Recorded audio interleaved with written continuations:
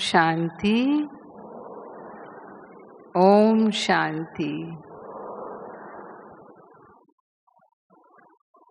हमारा मंत्र ही है ओम शांति। ओम शांति बोलते ही अपने स्वरूप की स्मृति आ जाती है, और जैसे ही स्मृति आती है वैसे ही स्थिति भी बनती है। तो इसीलिए हमारी आदरणीय दादी जानकी जी 3 बार हमेशा ओम शांति बुलवाते थे। एक ओम शांति, मैं आत्मा शांत स्वरूप हूँ। दूसरी ओम शांति, मैं शांति धाम की रहने वाली हूँ। और तीसरी ओम शांति, मैं आत्मा शांति के सागर की संतान हूँ।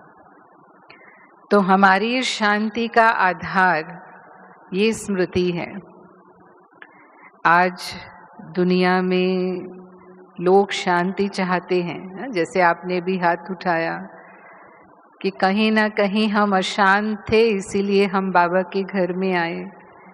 तो दुनिया में भी बहुत आत्माएं हैं जो अशांत हैं किन्हीं कारणों से, चाहे वो उनके व्यक्तिगत जीवन के हैं, चाहे वो उनके संबंधों से हैं, चाहे वो अपने जीवन की परिस्थितियों से हैं, और फिर शांति ढूंढते हैं।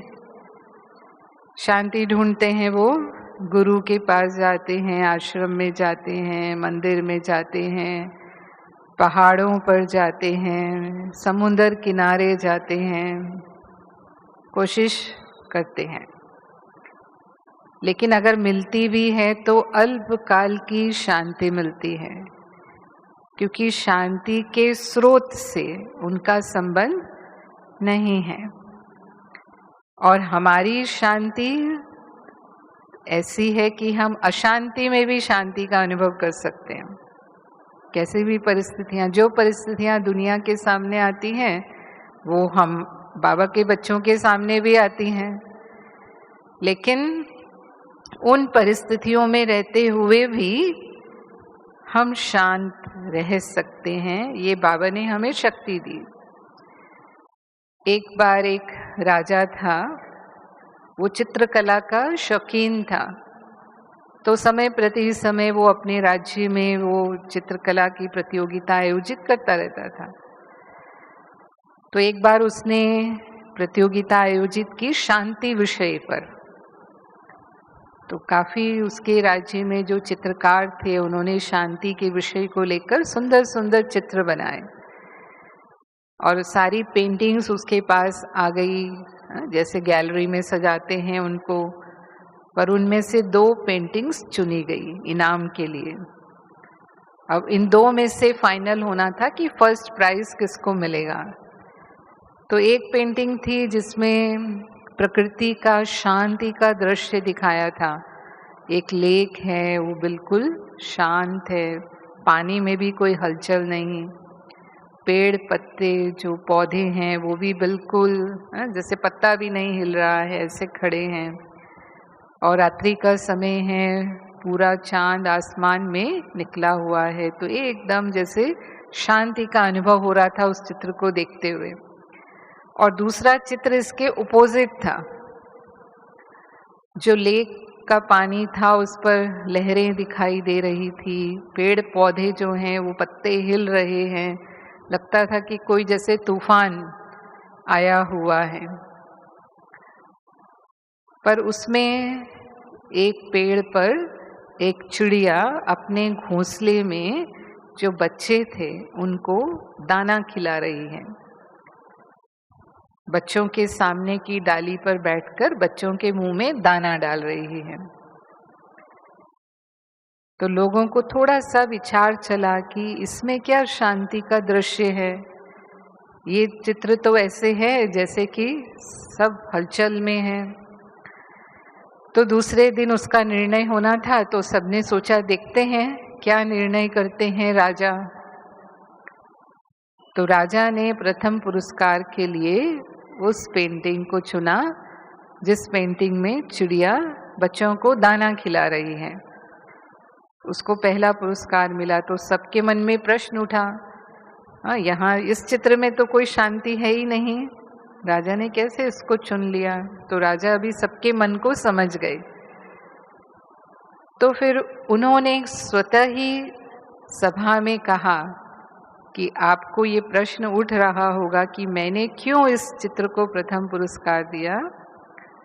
आप देख रहे हैं इस चित्र में कितनी हवा है, कितना तूफान है, लेकिन उस तूफान की भी ये चिड़िया परवाह नहीं कर रही।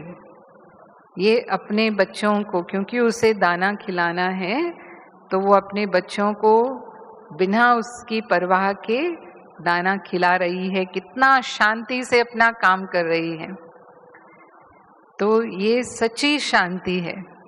शांति की स्थितियों में शांत रहना वो तो सामान्य बात है, लेकिन अशांति की स्थिति में भी शांत होकर के अपना कार्य करना, उसे हम शांति कहेंगे। तो बाबा ने हमें वो शक्ति दी है जो हमारा यादगार चित्र है। विष्णु शेष शैया पर लेटे हुए हैं। आज की मुरली में भी बाबा ने याद किया ना, क्षीर सागर में विष्णु लेटे हुए हैं। तो परिस्थितियां कैसी ही दिखाई हैं सागर में। कोई सचमुच कोई विष्णु क्षीर सागर में लेटे हुए तो नहीं होते, लेकिन ये तो यादगार हमारे ही चरित्रों की है। तो सागर में लहरों की हलचल रहती ही है, और उसमें भी शैया है सांप की, और छत्र छाया भी सांप का फन है ना। तो इसका मतलब प्रकृति पर विजय, जल प्रकृति का प्रतीक है, और सांप 5 विकारों का प्रतीक है। 5 फन दिखाते हैं ना उसके। तो 5 विकारों पर भी विजय पाते हुए ऐसी स्थिति में भी विष्णु जो हैं वो मुस्कुरा रहे हैं, अपने आनंद में हैं, उनके ऊपर उसका कोई प्रभाव नहीं है।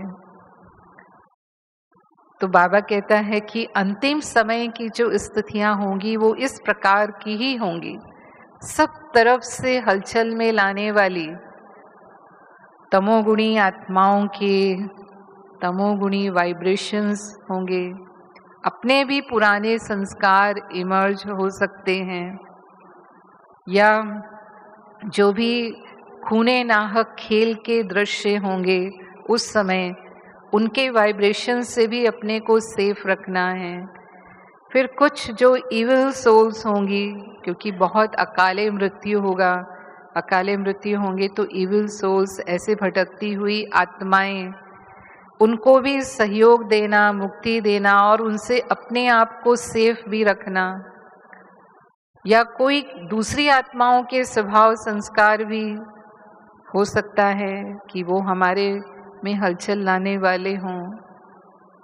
उस सब में होते हुए भी मन एक की याद में एकाग्र हो, शांति की स्थिति में हो। इतनी हमारी मनसा पावरफुल होगी तब हम ऐसे सेवा कर पाएंगे, तब हम कहेंगे कि वो शांति की शक्ति हमारे अंदर है, हम पास विद ऑनर हो सकेंगे। और उसके लिए बहुत काल का अभ्यास चाहिए। ऐसा नहीं कि अंत में हम अपनी स्थिति बना लेंगे, नहीं तो होगा कि हम सोचेंगे मैं आत्मा हूँ, मैं आत्मा हूँ, और वो आत्मा की बिंदी टिकेगी नहीं, क्योंकि सब खींचने वाली परिस्थितियां, मन को हलचल में लाने वाली परिस्थितियां, तो उसमें अगर हम क्वेश्चन में आ गए, क्वेश्चन में भी आ सकते हैं ना हम, अगर हम क्यों, कैसे, क्या में चले गए हैं, तो बाबा ने कहा फिर हम पास नहीं हो सकते। और मनसा सेवा हमारी जो है, वो मनसा सेवा सब दूर बैठी आत्माओं के लिए सकाश देने की सेवा की विधि बाबा ने हमें दी है। हम विश्व कल्याणकारी बाबा के बच्चे हैं, विश्व सेवाधारी बाबा के बच्चे हैं। तो मनसा सेवा भी हम तब कर सकते हैं जब शांति की शक्ति हमारी जमा है। अगर हमारे मन में ही शांति, सुख, प्रेम, शक्ति नहीं है तो हम आत्माओं को वो सकाश नहीं दे सकते। मनसा सूक्ष्म सेवा है ना, क्योंकि संकल्प की शक्ति सूक्ष्म शक्ति है, तो वो हमें तो दिखाई नहीं देती है, अदृश्य अदृश्य शक्ति है हमारी जो मनसा शक्ति है, लेकिन पावरफुल है। जितना सूक्ष्म होता है उतना वो पावरफुल होता है। आज हम देख रहे हैं कि साइंस के साधन जितने सूक्ष्म होते जा रहे हैं उतने ही वो पावरफुल होते जा रहे हैं। बहुत सारे साधन हैं जिनके हम एग्जाम्पल ले सकते हैं, लेकिन मैं जो आपको बताने जा रही हूँ, मानो आज हम एक छोटा सा वो SD कार्ड यूज़ करते हैं या मेमोरी कार्ड यूज़ करते हैं, है ना। जब शुरुआत हुई तो क्या था, ग्रामोफोन था, इतना बड़ा सा वो लगाना पड़ता था, है ना, और एक ही गीत होता था उसमें। फिर उसके बाद कैसेट्स आ गए, तो छोटा रूप हुआ और कुछ ज़्यादा गाने, जितना छोटा रूप हुआ उसमें गानों की संख्या 7, 8, 10 गाने उसमें हो सकते थे, या जो भी रिकॉर्डिंग होती थी वो आधा घंटा की रिकॉर्डिंग होगी। फिर और आगे बढ़े तो CD आई, हाँ, तो उसमें कैपेसिटी बढ़ गई। अब केवल आधे घंटे की बात नहीं, आप कई घंटों तक उसको चला सकते हैं, और डिपेंड करता है कितनी उसकी मेमोरी है, उतने अनलिमिटेड गीत उसके अंदर, कुछ लिमिट तो कुछ अनलिमिटेड।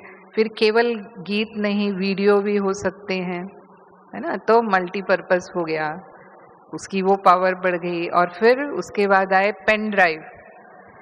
अब पेन ड्राइव उससे भी कितना छोटा, हाथ में पकड़ लो आराम से, और मेमोरी कितनी, जितने GB की वो पेन ड्राइव है उतना GB आप डेटा डाल लो उसके अंदर, फिर कुछ भी डाल लो, है ना, वीडियो डाल लो, ऑडियो डाल लो, फोटो डाल लो, रिकॉर्डिंग्स, कुछ भी हम यूज़ कर सकते हैं उसको। और अब उसका भी और छोटा रूप, हाँ, वो SD कार्ड जो है कितना छोटा सा, जैसे आत्मा कहता है, बाबा कहता है कि आत्मा इतनी छोटी सी सूक्ष्म है और उसमें 84 जन्मों का रिकॉर्ड भरा हुआ है, हाँ, तो कुदरत कहता है बाबा इसको। तो अब हमें वो समझ में आती हैं बातें कि जब साइंस इतना छोटे से उसमें इतना ज़्यादा डेटा डाल सकती है, अब वो SD कार्ड 124 GB तक भी हो सकता है, हाँ, इतना उसमें डेटा भरा जा सकता है, साइज उतना ही होता है, साइज नहीं बढ़ जाता उसका। और मल्टीपर्पस यूज है, केवल एक यूज नहीं है उसमें अभी, है ना, तो कितनी पावर बढ़ गई, जितना छोटा हुआ उतनी पावर बढ़ गई। तो इसीलिए एटॉमिक वेपन्स भी हम देखते हैं कि कितना सूक्ष्म रूप में एटॉमिक वेपन्स हैं, लेकिन पावर कितनी ज़्यादा है। तो फिर बाबा हमेशा कहते हैं कि ये साइंस की पावर भी कहाँ से निकली है, साइलेंस पावर से निकली है ना। साइलेंस में रह कर के जो वैज्ञानिक हैं वो इन्वेंशंस करते हैं, तब जाकर के संसार को इतने सुख के साधन मिलते हैं। तो मनसा सेवा के लिए बाबा कहता है जो विधि है, हमारी मनसा शुभ होनी चाहिए, श्रेष्ठ होनी चाहिए और सदा ही निस्वार्थ होनी चाहिए। हमारे में सदा दूसरों के प्रति उपकार की भावना हो, कल्याण की भावना हो, क्योंकि ये शुभ भावना, शुभ कामना की सेवा है। यानी हमारे भाव और भावना, वृत्तियां शुद्ध और शुभ हों, तब मनसा सेवा काम करती है। सदा हम रहम दिल हों, आत्माओं के प्रति दातापन की भावना हो, स्व परिवर्तन से हम परिवर्तन करें। ऐसे नहीं कि दूसरा भी तो कुछ परिवर्तन करे, अगर हमने इतना किया है तो दूसरा भी कुछ करे, नहीं। लेकिन हम जब मनसा सेवा करते हैं तो कई बार इस विधि को हम भूल जाते हैं। हम आत्माओं को सकाश देते हैं और कई बार विशेष आत्माओं की हम सेवा करते हैं जो हमारे संबंध संपर्क में हैं, हमारे मित्र हैं, और उनकी ज़्यादा जो किसी भी तरह से थोड़े हमारे विरोधी हैं या हमारे लिए विघन रूप बनते हैं, ताकि वो हिसाब किताब हमारा खत्म हो जाए। तो जब हम योग करते हैं तो उस समय तो हम उनके प्रति अटेंशन दे करके शुभ भावना रखते हुए सकाश देते हैं, श्रेष्ठ संकल्प करते हैं। लेकिन जब हम योग में नहीं हैं और उसके बाद उनका चिंतन हमारे मन में आता है, तो फिर उनका जो व्यवहार है हमारे साथ, उस अनुसार ही हमारे विचार वृत्ति नेगेटिव हो जाती है उनके प्रति। और फिर हम सोच रहे होते हैं कि इतना समय से हम इनकी मनसा सेवा कर रहे हैं, लेकिन परिणाम तो नजर आता नहीं। जो शुभ संकल्प हम उनके प्रति रखते हैं वो तो संकल्प सिद्ध हो नहीं रहा है। तो क्यों नहीं सिद्ध हो रहा है? क्योंकि हमारी भावनाएं बदल रही हैं। हमेशा सदा मेरी शुभ भावना रहे, ऐसा हम नहीं कर पा रहे। बाबा हमेशा कहते हैं ना, कैसी भी आत्मा हो, कैसी भी आत्मा है, उसके प्रति मेरी भावना शुभ होनी चाहिए। नॉर्मली तो जिनकी हमारे प्रति शुभ भावना है, जो हमसे स्नेह रखते हैं, उनके प्रति हम भी रखते हैं, तो वो तो अज्ञानी लोग भी रखते हैं। लेकिन जिनकी हमारे प्रति नेगेटिव भावनाएं हैं या हिसाब किताब है, उनके प्रति शुभ भावना रखना, ये हम कहेंगे हमारी शांति की शक्ति है, श्रेष्ठ भावना की शक्ति है। वो तब कार्य करेगी। और फिर हमारी मनसा शक्तिशाली भी होनी चाहिए। कई बार क्या होता है कि हम योग लगाते हैं बाबा से, वो शक्ति जमा करते हैं, लेकिन साथ साथ वो शक्ति थोड़ा थोड़ा व्यर्थ संकल्पों में जाने के कारण या पर चिंतन में जाने के कारण हमारी वो शक्ति वेस्ट भी होती रहती, जिसको बाबा कहता है लीकेज भी होती है। तो वो अलग अलग प्रकार के पावर के बल्ब हम कहते हैं ना, कि मेरी मनसा कितनी शक्तिशाली है, वो कहाँ तक उसका प्रभाव जाएगा, जिसको हम ऑरा कहते हैं। तो हो सकता है कि वो मेरे रहने के स्थान तक हो सकता है कि वो मेरे एरिया तक हो सकता है वो मेरे शहर तक हो, ये भी हो सकता है कि पूरा देश तक या विश्व तक। तो जैसे हम लाइट में देखते हैं कई प्रकार के पावर के बल्ब होते हैं, 0 वॉट का बल्ब भी हम यूज करते हैं। 0 वॉट का बल्ब बहुत हल्की रोशनी होती है, सिर्फ आप कुछ देख सकते हैं, काम नहीं कर सकते इतनी कम रोशनी में। फिर दूसरा 100 वॉट का बल्ब है, तो हम उस रोशनी में काम भी कर सकते हैं, एक पूरा कमरा रोशन होता है उससे। और अगर हमें मैदान को रोशन करना है तो हम फ्लड लाइट लगाते हैं, माना 1000 वॉट की रोशनी होती है, उसकी पूरी मैदान को वो रोशन कर देता है। और एक लाइट हाउस है जो माइलों तक उसकी रोशनी जाती है और आने वाले जहाजों को वो दिशा देता है ना। और एक सूर्य है, वो सूर्य पूरे विश्व को ही प्रकाश दे रहा है। हाँ, तो मेरी मनसा स्थिति कैसी है, मनसा शक्ति कितनी है? 0 वॉट की है, 100 वॉट की है, 1000 वॉट की है, या लाइट हाउस हूं मैं, या मास्टर ज्ञान सूर्य हूं। तो जितना पावरफुल हम होंगे उतना ही सहज हम विश्व की आत्माओं को सकाश दे सकते हैं, तभी हमारी वो मनसा सेवा सफल होगी। तो अब हमारी मनसा कमजोर क्यों हो जाती है? उसका कारण है या तो हम पास्ट की बातों में उलझे रहते हैं, क्योंकि हर एक के जिंदगी में कुछ ना कुछ तो चलता ही है। तो ऐसा हुआ, वैसा हुआ, इसने ऐसा किया, क्यों किया, क्या बोला, क्यों बोला। बहुत ज्यादा कईयों की आदत होती है कि वो पास्ट को बहुत सोचते हैं। कुछ भी हो गया, जरा भी उनको किसी ने दुख पहुंचा दिया, कुछ ऐसा कह दिया, कुछ कर दिया, फीलिंग में आ जाते हैं। और फीलिंग में आ गए माना उस फीलिंग से बाहर आने में कई बार दिन लग जाते हैं, कई बार महीनों तक वो मन में चलता रहता है। तो मनसा हमारी कमजोर होती है क्योंकि हमारी शक्ति वेस्ट होती रहती है। फिर विकारों के संकल्प अगर चल जाते हैं मन में, है ना, वैसे स्थूल रूप में हम निर्विकारी स्थिति का अनुभव करते हैं, लेकिन बाबा कहते हैं विकारों के अंश वंश का प्रभाव। तो मानो लगाव झुकाव में कहीं मन चला जाता है। कोई एक या दो ऐसे हैं हमारे जीवन में जिनसे हम थोड़ा ज्यादा समीप हैं और वो हमारी जिंदगी के हर उसमें हस्तक्षेप रखते हैं। तो उनके बिना हमारा काम ही नहीं चलता, हम उन पर ही निर्भर हो जाते हैं। जैसे जिसको बाबा फैमिलियरिटी भी बोलता है कि इतना हम अपनेपन में आ जाते हैं कि फिर बाबा की याद की जगह कौन आ रहा है? बाबा की याद की जगह हम ज्यादातर उनकी यादों में रहते हैं, जिसको बाबा कहते हैं एक्स्ट्रा स्नेह में चले जाते हैं।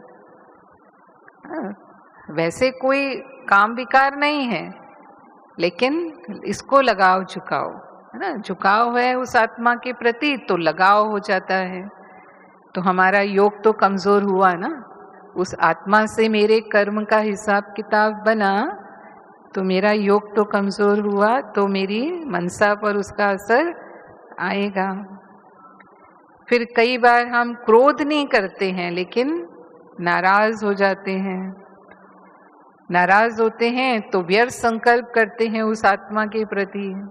थोड़ा सा मन में घृणा भाव, कई बार थोड़ा वैर भाव भी पालकर रखते हैं। ये सब भी हमारी मनसा को कमजोर बनाते हैं। तो जितने नेगेटिव संकल्प चलेंगे उतना कई गुना मेरे मन की शक्ति नष्ट होती रहती है, हमें पता भी नहीं चलता। इसको कहते हैं सबकॉन्शियसली मेरा मन अपनी शक्ति को कम कर रहा है। जैसे एक बाल्टी में मैं पानी भर रही हूं पर नीचे होल है, तो पानी तो ऊपर से भर रहा है, नीचे से निकल रहा है, तो बाल्टी भरती ही नहीं है। तो यहाँ भी अमृत वेला भी हम कर रहे हैं, मुरली भी हम सुन रहे हैं, कर्म योगी बनकर के भी हम कर्म करते हैं, लेकिन फिर भी हमारा मन लाइट हाउस की तरह हो, इतना शक्तिशाली हो, वो नहीं हो पाता, क्योंकि कहीं ना कहीं वो लीकेज, वो होल है। तो मन समर्थ बने उसके लिए क्या करना होगा? क्या करना होगा? जो हम मुरली बाबा की सुनते हैं, मुरली केवल हमें सुनना नहीं है, लेकिन मुरली हमें समाना है। एकाग्रता से हम बाबा की मुरली सुने, सेंटर के वातावरण में मुरली सुने। क्योंकि कई बार हम सोचते हैं कि अपने घर में भी सब साधन हैं, अभी तो मुरली आसानी से मिल जाती है, तो हम घर में ही बैठ कर के मुरली सुन लेते हैं। लेकिन घर में मुरली सुनना और सेंटर के वातावरण में मुरली सुनना, अंतर पड़ता है नहीं पड़ता है? कोरोना के समय सबने अनुभव किया है ना। हाँ, घर में ही बैठकर सुननी पड़ती थी, ना सुनना चाहो तो भी घर में ही सुननी पड़ती थी। तो कैसे सुनते हैं? सुन भी रहे हैं, साथ साथ काम भी कर रहे हैं। किसी ने आकर मेरे से बात की तो थोड़ा बात भी कर लिया। किसी ने कहा कि ये काम है रसोई में, ये देख लो जरा, वो भी देख लिया। फिर घंटी बजाई किसी ने दरवाजे पे, तो घंटी भी जाकर सुन ली, खोल लिया दरवाजा। फिर फोन बज गया तो फोन भी अटेंड कर लिया, मुरली भी चल रही है। अब 4 बार आप डिस्टर्ब हो गए मुरली सुनते हुए, तो कितना अंदर गया? और अब जब हमें सेंटर पर जाने का फिर से अवसर मिल गया है, तो फिर हमें सेंटर पर ही जाना चाहिए। ऐसे नहीं कि वो अब हमारी आदत पड़ गई घर में बैठकर मुरली सुनने की, तो ठीक है, गुरुवार चले जाएंगे, रविवार चले जाएंगे, बाकी दिन घर में ही मुरली सुन लो। तो क्योंकि वो हम सब बातों से फ्री होकर के 1 घंटा मुरली सुनते हैं और हमारे सामने जो सुनाने वाले हैं वो भी उस स्थिति से मुरली सुनाते हैं, तो उसका प्रभाव अपना होता है। जैसे मधुबन में आते हैं, हम अनुभव करते हैं कि मधुबन में जो हम सुनते हैं उसका प्रभाव अपना होता है, अपने स्थानों पर हमारी स्थिति अलग होती है। तो इसीलिए मन में फिर केवल सुनना नहीं, उसका मनन भी करना है, चिंतन भी करना है, क्योंकि सदा ही श्रेष्ठ संकल्प में मन रहे वो तो तभी होगा ना जब हम मुरली का मनन चिंतन करेंगे। बाबा ने आज ये बात कही ना, इस बात में कितनी गहराई है, या एक नई बात बाबा ने नया राज खोला, या इस पॉइंट को अगर मैं इस परिस्थिति में यूज करूंगी तो सचमुच ये मुझे विजयी बनाने वाली है। और इस बाबा की बात से तो मेरा मन शांत हो गया, मेरे मन में शक्ति आ गई। तो ऐसे ऐसे उसको लेकर के हम चिंतन करें। फिर कई बार कई भाई बहनें कहते हैं चलता ही नहीं है मनन, बहुत सोचते हैं कि मुरली का मनन करें लेकिन दिमाग चलता ही नहीं है। अच्छा चलो, मनन नहीं चलता है, फिर कुछ कहते हैं टाइम ही नहीं मिलता है, इतना बिजी रहते हैं, अभी कहाँ मनन करेंगे, बस एक बार मुरली सुन ली वो भी बहुत हो गया।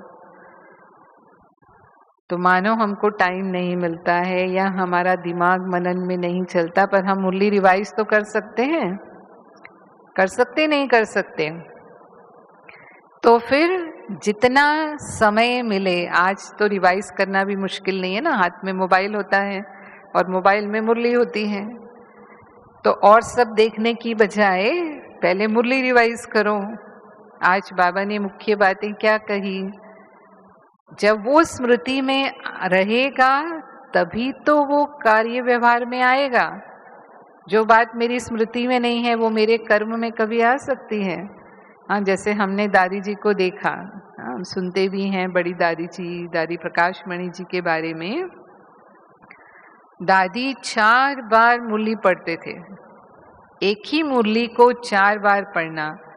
अब इतने समय से, ओम मंडली के समय से दादी मुरली सुन रहे हैं, लेकिन फिर भी इतना महत्व था उस मुरली का दादी को लास्ट तक भी कि वो इतनी बार मुरली पढ़ते थे।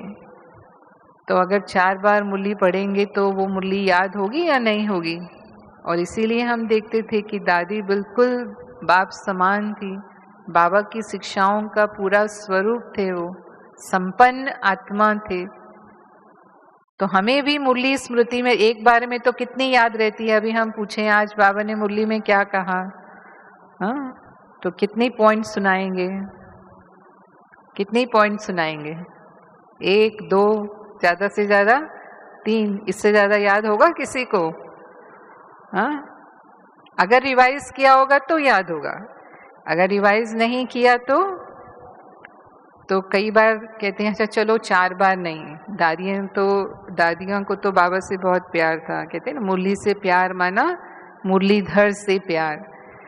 तो जानकी दादी तो 6-6 बार तक भी पढ़ते थे, है ना। तो हमारे पास इतना टाइम नहीं मानो, तो हम कम से कम 2 बार तो रिवाइज कर सकते हैं। बाबा कई बार कहते हैं कि जो रॉयल लोग होते हैं ना वो 2 बार स्नान करते हैं, तो हम ये 2 बार ज्ञान स्नान कर सकते हैं। हाँ? सारे दिन में हमने जो भी कार्य किया, लोगों के संपर्क में आए, उसका असर तो हमारे मन पर आ जाता है ना। मन कमजोर कैसे होता है? इसी के कारण होता है ना, जो तमोगुणी वाइब्रेशंस का असर मेरे मन पर आ गया, इतनी आत्माओं के हम संपर्क में आए, या जो हमने कार्य किए, हाँ, कहीं ना कहीं हम मैंपन मेरेपन में आ जाते हैं, हाँ, जैसे कहा। तो फिर वो सारे प्रभाव जो पड़ गए, जो मैल चढ़ गई मेरे मन पर, फिर मैंने शाम को फिर से ज्ञान स्नान कर लिया, फिर से हमने मुरली रिवाइज कर ली, तो क्या हो गया, वो सब धुल गया। माना फिर से मेरा मन शक्तिशाली हो जाएगा। और फिर उसके बाद हम योग करें, तो हम पावरफुल मनसा से जब योग करेंगे, तब हम जो सकाश फैलाएंगे उसका प्रभाव पूरे विश्व तक जाएगा, या जो भी आत्माओं की हम सेवा करना चाहेंगे वो हम कर सकेंगे। फिर चाहिए एकाग्रता की शक्ति। एकाग्रता के लिए बाबा कहते हैं एक शुद्ध संकल्प में मन स्थित हो जाए। एक शुद्ध संकल्प में, मानो मैं संकल्प करती हूँ मैं मास्टर सर्वशक्तिवान हूँ, तो मेरा मन उस शक्ति की स्थिति में जितना समय में चाहूँ, 10 मिनट 15 मिनट, वो एक संकल्प में रहे, इसको एकाग्रता कहते हैं। या अगर मैं ये संकल्प करती हूँ कि मैं मास्टर शांति का सागर हूँ, या मैं मास्टर शांति दाता हूँ, ये सब बाबा ने हमें शुद्ध संकल्प दिए। जो भी सोमान है हमारे, वो सब हमारे शुद्ध संकल्प हैं। तो ये शुद्ध संकल्पों में मन स्थित होता है, तो वो संकल्प में सिद्धि आ जाती है। या फिर योग की जो स्थिति में मैं मन को स्थित करना चाहूँ, अगर मैं परम धाम में अपने मन को स्थित करना चाहूँ कि आधा घंटा मन बाबा के साथ परम धाम में रहेगा, परम धाम से नीचे नहीं आएगा, तो हो सकता है। हाँ, यहाँ पर आप एक्सपेरिमेंट कर सकते हैं ना, भट्ठी में आए हैं तो यहाँ तो हमको चांस मिल रहा है। पूरा 1 घंटा हम योग में बैठते हैं, तो अपने मन को ट्रायल करके देखो मन टिकता है कि नहीं टिकता है ना। कईयों की स्थिति ऐसी होती है, पहुंचते हैं परम धाम में, दूसरे ही सेकंड नीचे आ जाते हैं, फिर ले जाते हैं परम धाम में अपने आप को, फिर कोई ना कोई बात फिर नीचे खींच लेती है। तो वो चढ़ना उतरना, वो बाबा नहीं कहता है कि जो जिन होता है वो ये काम करता है, तो हमारा मन भी फिर यही काम करता रहता है, ऐसे नहीं। तो ये अभ्यास हमें करना है, और अगर हम अभी से वो करते रहेंगे तो धीरे धीरे मन में वो कंट्रोलिंग पावर आ जाएगी कि हम जितना समय मन को जहाँ जिस स्थिति में स्थित करना चाहें। आप फरिश्ता स्थिति में मन को स्थित करना चाहते हैं, मन फरिश्ता रूप में रहे, डबल लाइट स्थिति में रहे, अव्यक्त स्थिति में रहे, बिंदु रूप स्थिति में रहे, निराकारी विदेही स्थिति में रहे, जो स्थिति बनाना चाहें, लेकिन लंबे समय तक। तो हम कहेंगे कि हमारे अंदर वो मनसा शक्ति बढ़ती है। आज जैसे हमने वैज्ञानिकों की बात की, तो कई लोगों में देखा जाता है, दुनिया में भी उनकी मनसा पावर इतनी होती है कि वो उससे चमत्कार दिखाते हैं। संकल्प की सिद्धि बोलता है ना बाबा, तो कुछ लोग दुनिया में ऐसे ही तो चमत्कार से लोगों को प्रभावित करते हैं कि वो कोई ऐसा थॉट करते हैं और वो चीज़ हो जाती है, तो लोग प्रभावित होते हैं उससे। अभी हमारी दादी जी जब थी, दादी जानकी जी, उस समय एक साइकोलॉजिस्ट था, उसका नाम था यूरी गेलर। तो उसके अंदर ये पावर थी कि अगर वो घड़ी को देख करके ये थॉट करेगा कि ये घड़ी बंद हो जाए, तो घड़ी बंद हो जाएगी। आप में से बहुत पुराने भाई बहनें जो हैं वो जानते होंगे, नए भाई बहनों ने तो नहीं सुना होगा इतना। फिर अगर वो कार की चाबी पकड़ करके ये थॉट करे कि ये चाबी मुड़ जाए, तो वो चाबी मुड़ जाती थी। और यहाँ तक कि वो अपनी हथेली में मूंग अंकुरित भी कर देता था ना। जो मूंग हम 2-2 3-3 दिन इंतजार करके अंकुरित करते हैं, वो संकल्प से अपनी हथेली पर रखकर उनको अंकुरित करके दिखा देता था। तो वो संपर्क में आया लंदन में अपने सेवा केंद्र से। तो फिर भाई बहनों ने उनका एक प्रोग्राम रखा दादी जी के साथ। लंदन में एक बड़ा हॉल है, अल्बर्ट हॉल, वहाँ पर वो प्रोग्राम रखा गया। तो वहाँ उस कार्यक्रम में उसने अपना ये प्रदर्शन किया, जो उसकी पावर थी। तो निश्चित है लोग बहुत आश्चर्यचकित होते हैं, अच्छा ऐसे भी कर सकते हैं, इतनी पावर है इनके अंदर। और दादी जी ने थोड़ा राजयोग के बारे में बता करके योग अभ्यास कराया। तो जब दादी जी ने योग अभ्यास कराया तो पूरी सभा में, क्योंकि उस समय उस सभा में नॉन बीके ज्यादा थे, तो पिन ड्रॉप साइलेंस हो गया, एकदम साइलेंस के अनुभव में चले गए सभी।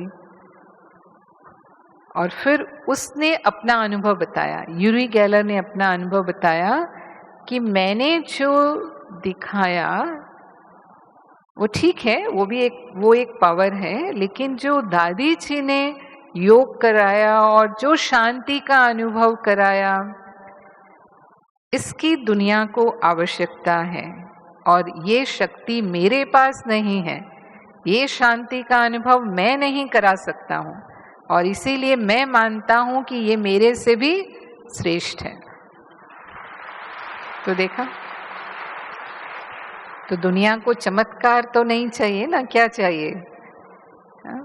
शांति चाहिए, शांति की शक्ति चाहिए, वो बाबा ने हमें दी। इसीलिए बाबा हमें कहते हैं कि चमत्कार को नमस्कार नहीं है योग में, लेकिन हमारा जीवन ही चमत्कारिक बन जाता है। हम स्वयं का भी परिवर्तन करते हैं और अन्य आत्माओं को भी उनकी जो आवश्यकताएं हैं, सुख शांति की, शक्ति की, गुणों की, उनको भी हम सहयोग दे सकते हैं, उनके जीवन में भी हम परिवर्तन ला सकते हैं। ये पावर एकाग्रता से हमारे अंदर आती है।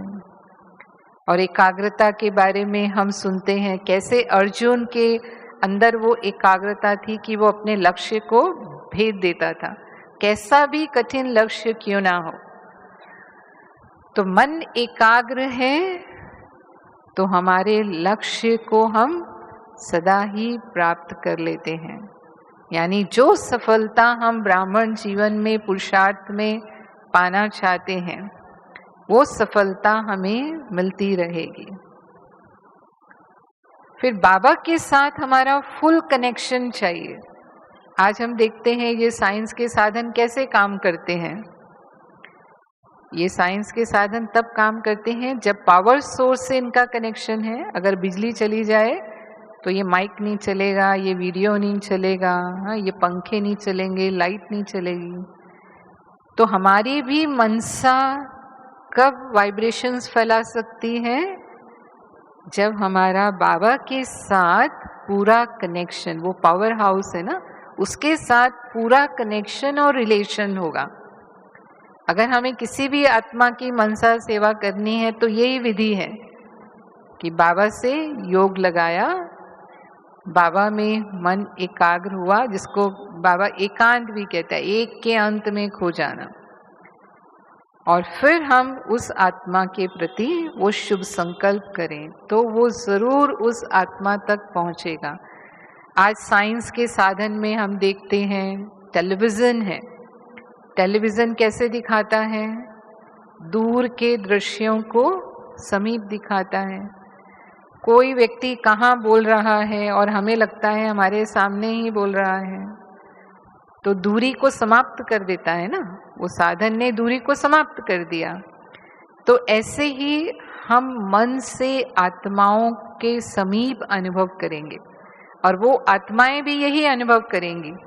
भले वो दुनिया के दूसरे कोने में बैठी हैं, हम यहाँ बैठे हैं, वो अमेरिका में है, मानो कहीं भी और भी कहीं हो, लेकिन बाबा से कनेक्शन जोड़ा, हमने उसको संकल्प दिया, तो वो संकल्प उस आत्मा तक ऐसे ही पहुंचेगा कि जैसे हमने उससे सम्मुख आकर के बात की, जैसे हम अभी सामने सामने बात कर रहे हैं।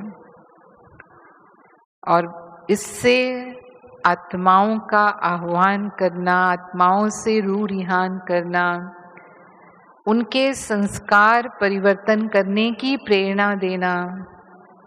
अगर कोई निराश है अपने जीवन से तो उसमें आशा का संचार कर देना, या कोई हिम्मतहीन है तो उससे हिम्मतवान बना देना, या कोई आत्मा रोगी है, हम स्वस्थ होने में भी तो मनसा सेवा से सहयोग देते हैं ना। खासकर जब हमारे कोई वरिष्ठ बीमार होते हैं, जैसे दादियाँ कभी ऐसी स्थिति में रही तो ब्राह्मण परिवार उनको मनसा सहयोग देते हैं, योग का सहयोग देते हैं।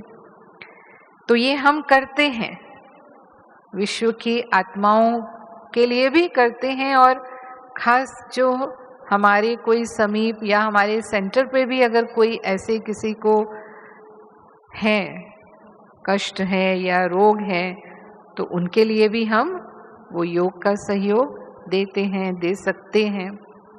तो ऐसे बहुत भाई बहनों के अनुभव हैं जिन्होंने इस प्रकार की सेवाएं की हैं, और ऐसे ऐसे प्रयोग वो करते रहते हैं। स्वयं के प्रति भी हम कर सकते हैं, दूसरों की बात तो है, लेकिन अपने प्रति भी हम योग का प्रयोग कर सकते हैं। और उसका बहुत अच्छा उदाहरण है, अपने यहाँ जो हृदय रोगियों के लिए coronary artery disease regression programme करते हैं ना, तो उसमें यही सिखाया जाता है उनको कि राजयोग के अभ्यास से कैसे बाबा से वो शक्ति लेकर के अपने हृदय जो ब्लॉकेजेस हैं उनको सकाश देना है, और संकल्प करना है कि वो सब नलियाँ खुल गई हैं, मेरा हार्ट बिल्कुल हेल्दी है, हृदय स्वस्थ है, और वो हो जाते हैं स्वस्थ। 1 साल के बाद जब उनकी रिपोर्ट कराते हैं तो बिना बाईपास सर्जरी के उनके ब्लॉकेजेस खुल जाते हैं। तो अपने ऊपर प्रयोग किया तो वो प्रयोग के भी परिणाम ऐसे बहुत से हैं। अभी समय की सीमा होती है तो हम बहुत ज़्यादा विस्तार में नहीं जा सकते। दूसरों के प्रति जो हम करते हैं, अब मेरा अनुभव रहा, काफ़ी अनुभव है, क्योंकि मैं हॉस्पिटल में रही, और हॉस्पिटल में तो ऐसे मरीज़ होते हैं जो कई बार बहुत सीरियस होते हैं। तो मैंने देखा, मैंने जिन भी मरीज़ों के प्रति बाबा की श्रीमत प्रमाण मनसा सेवा की, वो हमेशा मरणासन होते हुए भी वो ठीक हुए, तो ठीक हुए वो। तो इसका मतलब हम मनसा से हम किसके प्रति अगर ऐसे शुद्ध संकल्प रखते हैं तो सचमुच वो दुआएं काम करती हैं, जिसको बाबा कहते हैं दुआएं दवा का काम करती हैं। दवा तो है अपनी जगह, लेकिन जो दुआएं होती हैं वो भी व्यक्ति को स्वस्थ बनाती हैं। तो मनसा सेवा के लिए हम कहेंगे कि मनसा सेवा, बाबा कहते हैं अंतिम समय की सेवा है। जब साधन काम करना बंद कर देंगे तब हम मनसा सेवा ही कर पाएंगे। और ये वो सेवा है जिसमें हमें चांस की ज़रूरत नहीं है कि हमें कोई चांस मिलेगा तभी हम ये सेवा कर सकते हैं। फिर मनसा सेवा हम बीमार हों तो भी कर सकते हैं, है ना, कोई बेड पर भी हो तो भी कर सकता है। घुटने में दर्द है, कमर में दर्द है, अब स्थूल सेवा तो नहीं कर सकते, या वाचा सेवा तो मुझे आती ही नहीं, ज्ञान सुनाना तो आता ही नहीं, पर मनसा सेवा में कोई ऐसी प्रॉब्लम नहीं। हाँ, जैसे कहा चांस की प्रॉब्लम नहीं, प्लस बीमार हैं पर मन स्वस्थ होना चाहिए। फिर तीसरा, इसमें कोई विघ्न नहीं आता। दूसरी सेवाओं में तो स्वभाव संस्कार के विघ्न हो सकते हैं, नाम मान शान के विघ्न हो सकते हैं, तेरे मेरे के विघ्न आ सकते हैं, लेकिन इस सेवा में ये विघ्नों से भी परे की सेवा है। फिर प्रकृति की सेवा भी तो हम मनसा से करेंगे। प्रकृति को हमें सतो प्रधान बनाना है, तो हम ज्ञान सुना के थोड़ी प्रकृति को सतो प्रधान बनाएंगे, अपने वाइब्रेशंस से ही हम प्रकृति को सतो प्रधान बनाएंगे। तो ये सेवा वो सेवा है। तो मनसा सेवा का अभ्यास जैसा समय समीप है, अभी उस समय की समीपता के अनुसार जो अचानक की परिस्थितियां जो कभी भी आ सकती हैं, आती भी रहती हैं और आ भी सकती हैं, वो हमें बढ़ाना है। पर क्या होता है कि ये सूक्ष्म होने के कारण हमारा इस पर ध्यान कई बार कम हो जाता है और स्थूल सेवाओं में हम अधिक समय लगाते हैं, अधिक समय देते हैं। बाबा तो यूँ भी कहते हैं कि अगर हम कर्मणा भी करते हैं तो भी उसमें मनसा सहित कर्मणा करें तो फिर हमें डबल फल मिलेगा, मनसा भी और साथ में हम कर्मणा सेवा भी कर रहे हैं। तो ये हम कहेंगे कि अपनी मनसा सेवा को हम अधिक से अधिक शक्तिशाली बनाते जाएं, तो बाबा जो हमसे चाहते हैं, बाबा की उन आशाओं को हम सहज पूरा करेंगे। ओम शांति।